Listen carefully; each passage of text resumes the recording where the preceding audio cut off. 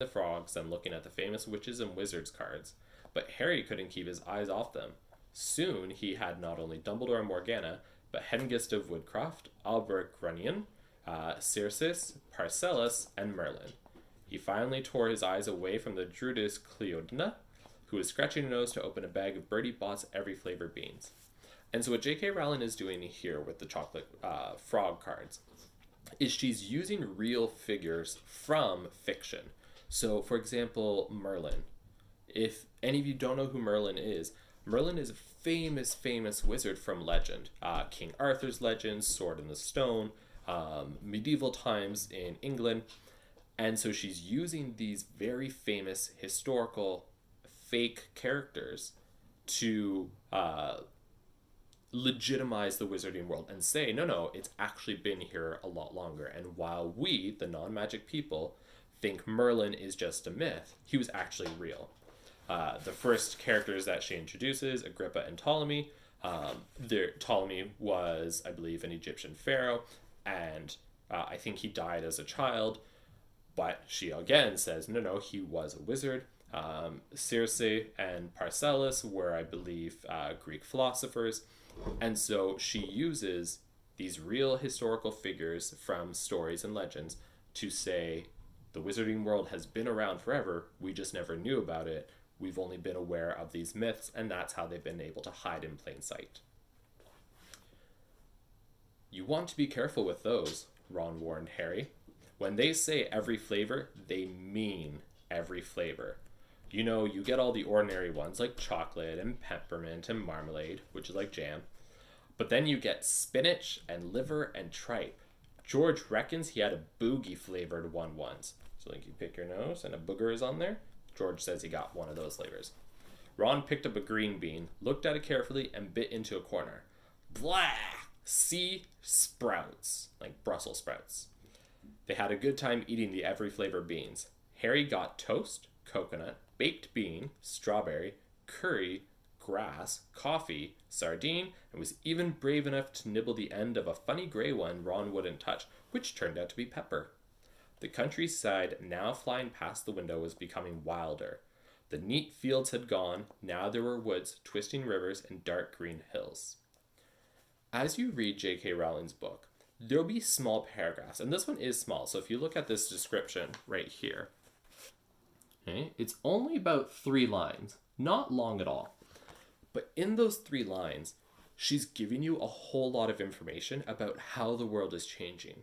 So we left London, we left King's Cross Station, and then the next description of the setting was flat fields full of cows and sheep, so farmland, which is again very typical for countryside in the United Kingdom, very typical of countryside in Canada. But now we're getting into, as she says, a wilder area. The neat fields were gone. Now there were woods, so like forests, twisting rivers, so not just rivers, but twisting ones, so they bend and flow, and dark green hills. She changes her language to show that we're entering a different world than Harry's familiar with. And you'll see in it that Harry becomes less and less familiar with the physical setting. But at the same time, too, she starts to change her language so that it's a little bit more mystical, a little bit more magical. The dark green hills. Things can hide in darkness. Things can hide in forests.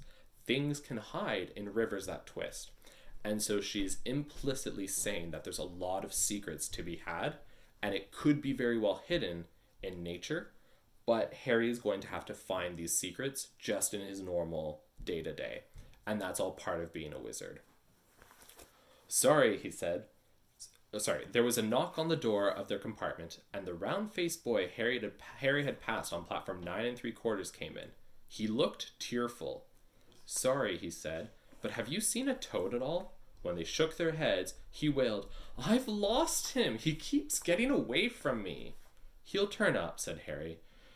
Yes, said the boy miserably. Well, if you see him... He left.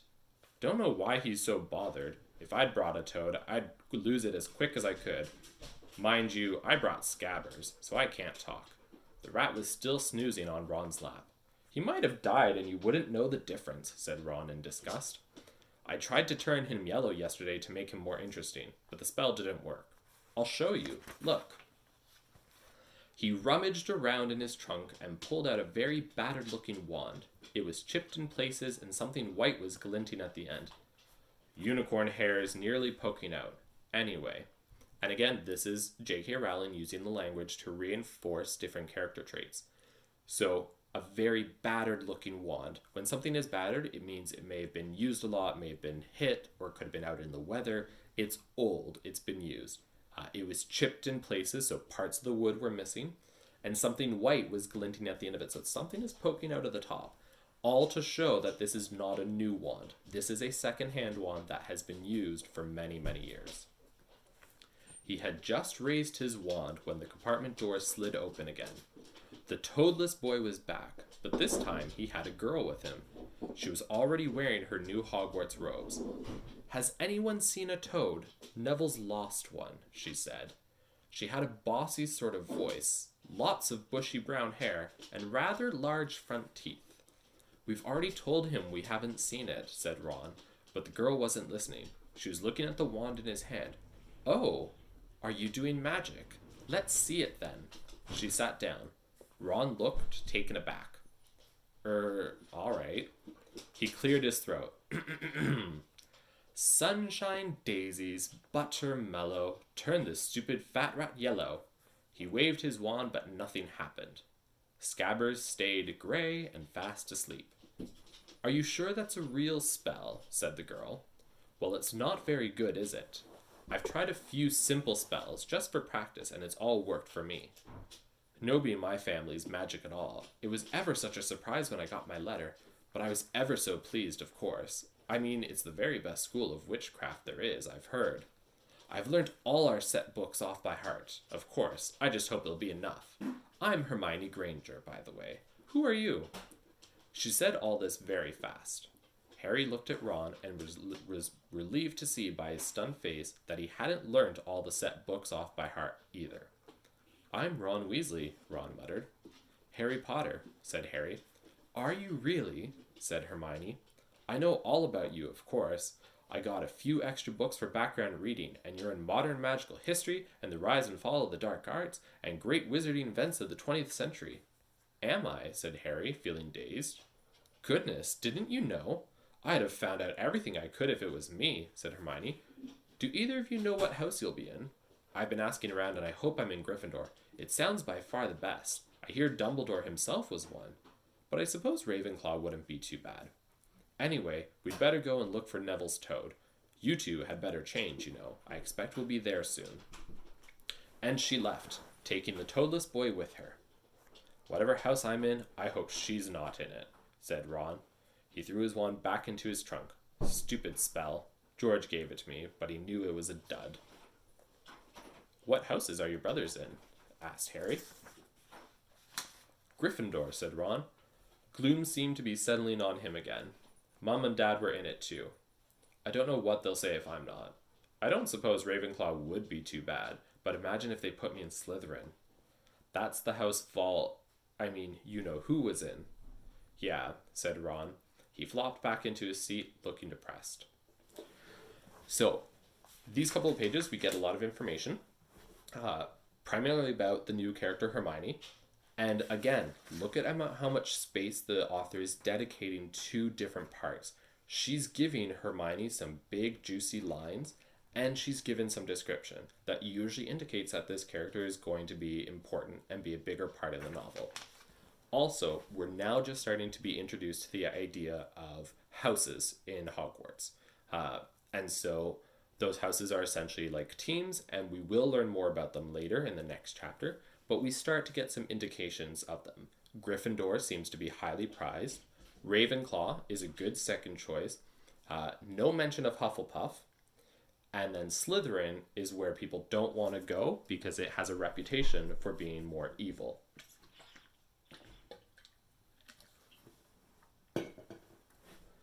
"You know, I think the ends of Scabbers' whiskers are a bit lighter," said Ron, trying to take Ron's minds off houses. "So what do your oldest brothers do now that they've left, anyway?" Harry was wondering what a wizard did once he'd finished school. Charlie's in Romania studying dragons, and Bill's in Africa doing something for Gringotts, said Ron. Did you hear about Gringotts? It's been all over the Daily Prophet, but I don't suppose you get that with the Muggles. Someone tried to rob a high security vault. Harry stared. Really? What happened to them? Nothing. That's why it's such big news. They haven't been caught. My dad says it must have been a powerful dark wizard to get round Gringotts, but they don't think they could take anything. That's what's odd. Of course, everyone gets scared when something like this happens in case you know who's behind it. Harry turned this news over in his mind. He was starting to get a prickle of fear every time you know who was mentioned. He supposed this was all part of entering the magical world, but it had been a lot more comfortable saying Voldemort without worrying. What's your Quidditch team? Ron asked. I don't know any, Harry confessed. What? Ron looked dumbfounded. Oh, you wait. It's the best game in the world. And he was off, explaining all about the 4 balls and the positions of the 7 players, describing famous games he'd been to with his brothers, and the broomsticks he'd like to get if he had the money. He was just talking Harry through the finer points of the game when the compartment door slid open yet again, but it wasn't Neville, the toadless boy, or Hermione Granger this time. 3 boys entered, and Harry recognized the middle one at once. It was the pale boy from Madame Malkin's robe shop. He was looking at Harry with a lot more interest than he'd shown back in Diagon Alley. Is it true, he said. They're saying all down the train that Harry Potter's in this compartment. So it's you, isn't it? Yes, said Harry. He was looking at the other boys. Both of them were thick-set and looked extremely mean. Thick-set just means they're very thick. They're not fat. They're bulky. Think kind of like a football player. Standing either side of the pale boy, they looked like bodyguards. Oh, this is Crabbe, and this is Goyle, said the pale boy carelessly, noticing where Harry was looking. And my name's Malfoy. Draco Malfoy. Ron gave a slight cough, which might have been hiding a snigger. Snigger is like a laugh, like a... Draco Malfoy looked at him. Think my name's funny, do you? No need to ask who you are. My father told me all the Weasleys have red hair, freckles, and more children than they can afford. He turned back to Harry. You'll soon find out some wizarding families are much better than others, Potter. You don't need to go making friends with the wrong sort. I can help you there. He held out his hand to shake Harry's, but Harry didn't take it. I think I can tell who the wrong sort are for myself, thanks, he said coolly. Draco Malfoy didn't go red, but a pink tinge appeared in his pale cheeks. I'd be careful if I were you, Potter, he said slowly. Unless you're a bit politer, you'll go the same way as your parents. They didn't know what was good for them either. You hang around with riff-raff like the Weasleys, and that Hagrid, and it'll rub off on you. Both Harry and Ron stood up. Ron's face was as red as his hair. Say that again, he said. Oh, you're going to fight us, are you? Malfoy sneered. Unless you get out now, said Harry, more bravely than he felt, because Crabbe and Goyle were a lot bigger than him or Ron. But we don't feel like leaving, do we, boys? We've eaten all our food, and you still seem to have some. Goyle reached towards the chocolate frogs next to Ron. Ron leapt forward, but before he'd so much as touched Goyle, Goyle let out a horrible yell. Scabbers the rat was hanging off his finger. Sharp little teeth sunk deep into Goyle's knuckle. Crabbe and Malfoy backed away as Goyle swung Scabbers round and round, howling, and when Scabbers finally flew off and hit the window, all 3 of them disappeared at once. Perhaps they thought there were more rats lurking around among the sweets, or perhaps they had heard footsteps, because a second later Hermione Granger had come in. What has been going on? She said, looking at the sweets all over the floor and Ron picking up Scabbers by his tail. I think he's been knocked out, Ron said to Harry. He looked closer to Scabbers. Nope, I don't believe it. He's gone back to sleep. And so he had. You've met Malfoy before? He explained about their meeting in Diagon Alley. I've heard of his family, said Ron darkly. They were some of the first to come back to our side after you-know-who disappeared. Said they'd been bewitched. My dad doesn't believe it. He says Malfoy's father didn't need an excuse to go over to the dark side. So this is where J.K. Rowling is starting to introduce a very prominent theme that goes throughout her books, and it's one of discrimination. We don't learn about a lot of it in this book. It's really in the second book that we start to learn about it. But we see the animosity, the displeasure, the anger between Harry and Malfoy, where Malfoy is coming from a family of wizards that are all wizards. They're what's called pureblood. Ron's family is also pureblood. They're all wizards and witches. But Malfoy's family thinks that purebloods are better than people who are born from Muggle parents. Whereas Ron's family doesn't think there's anything wrong with being born from Muggle parents. Magic is magic. And so this is really that big, stark divide between the two sides. And you're also getting a little bit more of history in the world where Voldemort had followers, and Malfoy's family were apparently some of his followers. They said that they were controlled by magic, and that's why when Voldemort disappeared, they came back to the good side. Ron is saying that his dad doesn't think that's the case, and they chose to go to Voldemort, and then they pretended to come back. And so you're getting a little bit of world building. It's not necessarily super important for this novel, but it's also important for you to understand that this is 7 books. And so J.K. Rowling is laying a lot of the groundwork for things that happen in book 2, in book 3, in book 4, 5, 6, and 7. Stuff that you don't need to know for our course, but it is good for you to begin to think that way. He turned to Hermione. Can we help you with something?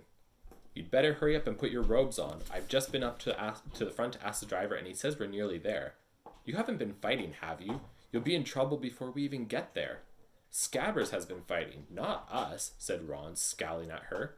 Would you mind leaving while we change? All right, I only came in here because people outside are behaving very childishly, racing up and down the corridors, said Hermione in a sniffy voice. And you've got dirt on your nose, by the way. Did you know? Ron glared at her as she left. Harry peered out of the window. It was getting dark. He could see mountains and forests under a deep purple sky. The train did seem to be slowing down. So again here, he could see mountains and forests under a deep purple sky. The setting is changing the closer they get to their destination and the closer they get to the center of magic for the novel. He and Ron took off their jackets and pulled on their long black robes. Ron's were a bit short for him. You could see his trainers underneath them, his shoes. A voice echoed through the train. We'll be reaching Hogwarts in 5 minutes' time. Please leave your luggage on the train. It will be taken to the school separately. Harry's stomach lurched with nerves, and Ron, he saw, looked pale under his freckles.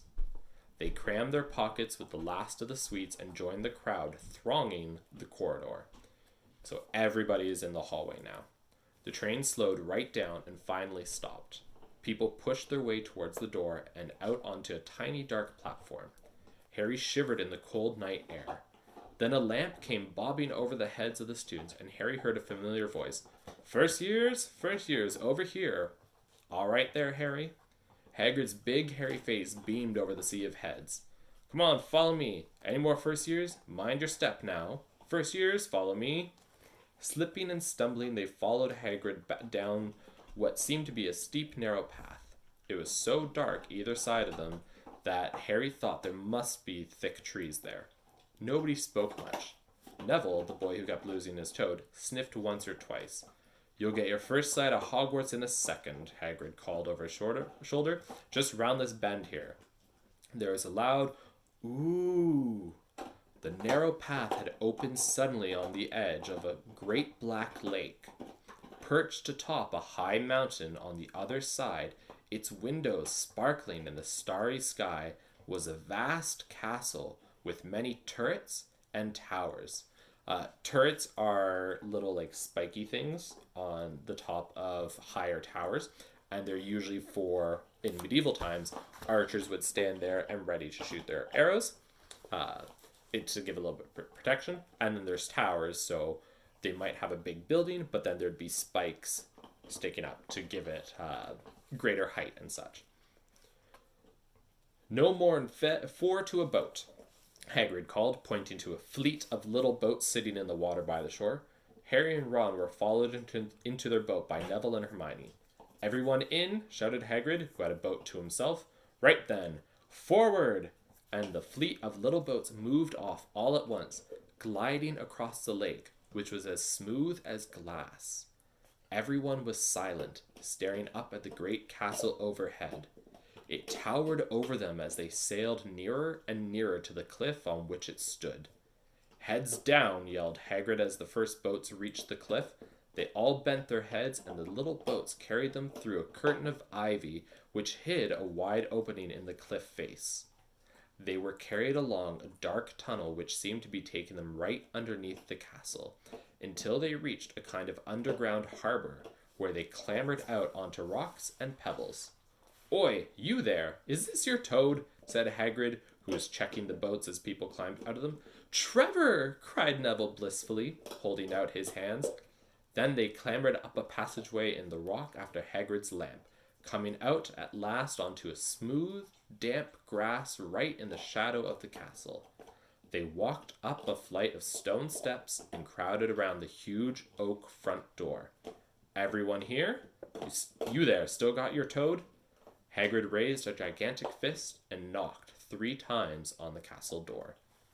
And so that ends chapter 6. And so in the chapter, Harry goes from his house on Privet Drive to King's Cross Station. He has to find out how to get on the platform. So he goes through the barrier, which remember is the wall, and he has to run through it, gets onto the train, and that's where he meets Ron. And again, look at how much time is being spent on Ron's character. He's clearly going to be important. Is he going to be positive or is he going to be negative? Probably positive based on how friendly they are. If we look at Draco Malfoy, who has nowhere near as much screen time as Ron does, but still a lot in comparison to other characters, is he going to be positive or negative? He's probably going to be negative.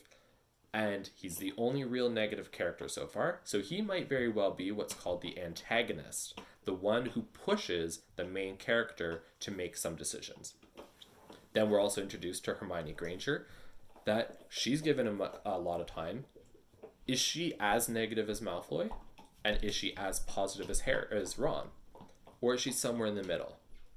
So we still don't yet know where she's going to fall or how the relationship will play out. So there's still that mystery left. On the train ride, they make their way to Hogwarts, so the setting changes. It gets progressively more mystical, darker, more secrets. So Harry's not able to see as far. And that's something as well. Harry can see out into a field, so he can see what's all there. But as he gets close to Hogwarts and what he knows starts to be less and less, physically the setting shows that his line of sight is not able to reach as far. There's forests in the way, there's rivers in the way, there's all sorts of these obstructions that he can't see past, and so his world, what he knows, is becoming physically smaller. They get to Hogwarts, they take boats across a black still lake, so they all hop into little boats and they go off on their own, and they get into the castle, and the chapter finishes off with Hagrid knocking 3 times on the door. And so when we turn to chapter 7, we will probably be introduced to more of Hogwarts and really start Harry's magical adventure. So hopefully this video helps you with understanding more of this chapter. It was a long one, over 20 pages. And again, as always, if you need help, if you need clarification, please let me know. Miss you all. Have a great one.